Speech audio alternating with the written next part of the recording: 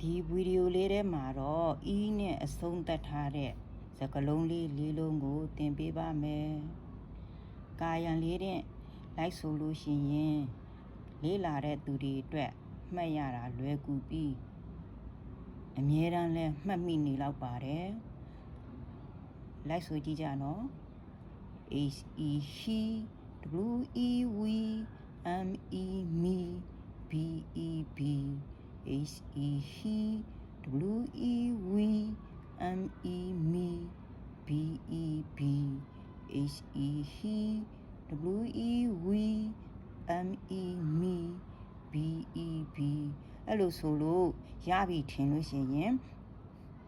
ဘာသာပြန်ပြပေးပါမယ်။ H E he မြန်မာလိုဘာသာပြန်ရင်သူသည်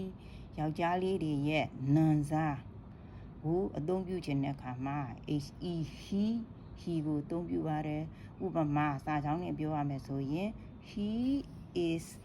clever သူကလိမ္မာတယ် he is clever သူဒီလိမ္မာသည်ဟုတ်ပြီနော်ပြီးတော့ we ဆိုတာကဘာသာပြန်လိုက်လို့ရှိရင်ကျွန်တော်တို့ဒီကျွန်ုပ်တို့ဒီကျမတို့ဒီပြန်လို့ရပါတယ် we ဆိုတာကကိုအပါဝင်နောက်ထပ်တစ်ယောက်ဒါမှမဟုတ်တယောက်ထက်အများကြိုက်တဲ့လောက်များပါနော်ကိုပါဝင်နံစားသုံးရင်တဲ့ခါမှာ we ကိုသုံးပါတယ်ဥပမာစာကြောင်းထဲမှာကြည့်မယ်ဆိုရင် we are happy ငါတို့ဟာပျော်ကြတယ် we are happy ငါတို့ဟာပျော်ရွှင်ကြတယ် we are happy ငါတို့ဟာပျော်ရွှင်ကြတယ် me ကကြတော့ငါကိုမိန်းကလေးဆိုရင်ကျမကိုယောက်ျားလေးဆိုရင်ကျွန်တော်ကိုလို့ဘာသာပြန်လို့ရပါတယ်စာကြောင်းထဲမှာကြည့်မယ်ဆိုရင် please give me ငါ့ကိုပေးပါ please help me ကျမကိုကူညီပါ please listen to me ငါပြောတာကိုနားထောင်ပါစသည်ဖြင့်စာကြောင်းထဲမှာရေးလို့ရပါတယ် B ကကြတော့ရှိသည်တည်ရှိသည်ဘာသာပြန်လို့ရှင်ရပါတယ်ဒါပေမဲ့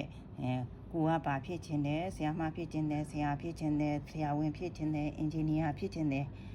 ပြောချင်တဲ့အခါမှာလဲစာကြောင်းလေးတွေမှာထည့်ရေးလို့ရပါတယ်ဥပမာအားဖြင့် I want to be a doctor ငါဆရာဝန်တယောက်ဖြစ်ချင်တယ်